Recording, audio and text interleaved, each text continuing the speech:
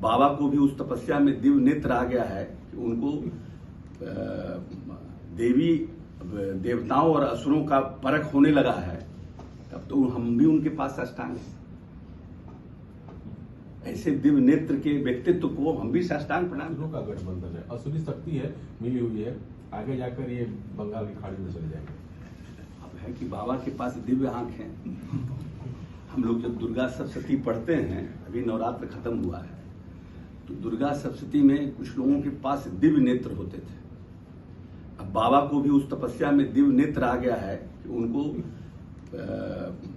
देवी देवताओं और असुरों का परख होने लगा है, तब तो हम भी उनके पास साष्टांग हैं।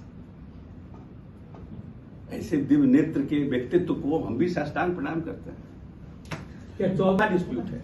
धर्म को आप बढ़ाने का काम करिए, धर्म के प्रति सम्मान दीजिए, धर्म के प्रति आप अपना प्रेम दिखाइए। वो तो अपनाने का हर एक कोई अलग अलग है, हर एक का अपना धर्म है, अपने धर्म को। लेकिन जो राजनीतिक मुद्दे हैं जिससे जनता ने आपको बहुमत दिया था, उनका क्या हुआ, हम तो ये पूछ रहे हैं।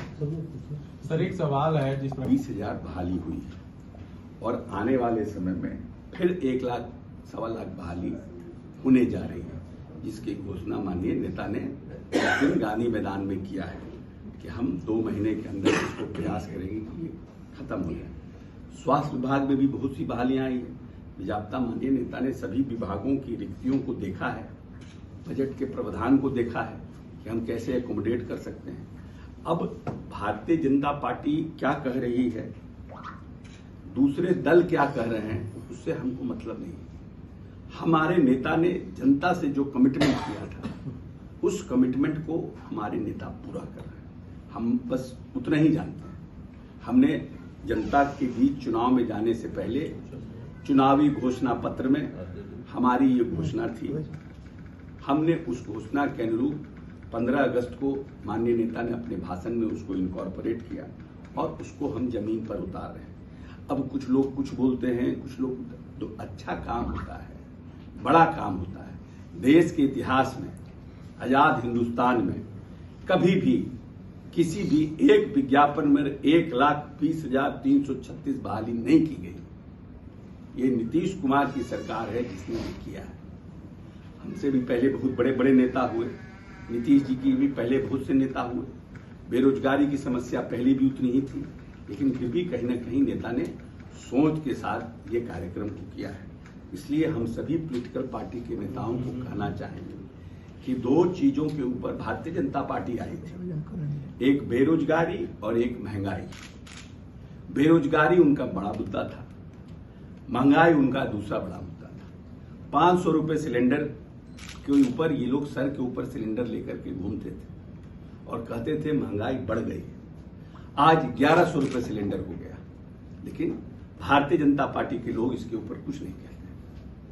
आज जब अरहर का दाल 60-65 रुपए किलो था, तब ये कहते थे महंगाई बढ़ गई। आज अरहर का दाल 180 रुपए किलो हो गया है। तो आखिर में ये जो मूलभूत समस्याएं हैं देश की, और जो मिडिल क्लास लोग हैं, ये अच्छी बात है कि 22 जनवरी को रामलला के मंदिर का उद्घाटन हो रहा है, रामलला आ रहे हैं। हम सब भगवान राम को मानते हैं, रोम रामचरितमानस का पाठ करते हैं। लेकिन धर्म अपनाने की चीज है, धर्म साधने की चीज है, धर्म तपस्या की चीज है, धर्म राजनीति की चीज नहीं है। आप वोट लेते हैं, मतदान लेते हैं, लोगों से आग्रह करते हैं। जिन चीजों के लिए आपने जनता से कमिटमेंट किया था, उस कमिटमेंट का क्या हुआ? ये अच्छी बात है कि भगवान रामलला की मूर्ति बन रही है। जिस दिन मूर्ति बनेगा, महीना 2 महीना के अंदर हम भी जाएंगे, रामलला को प्रणाम करेंगे।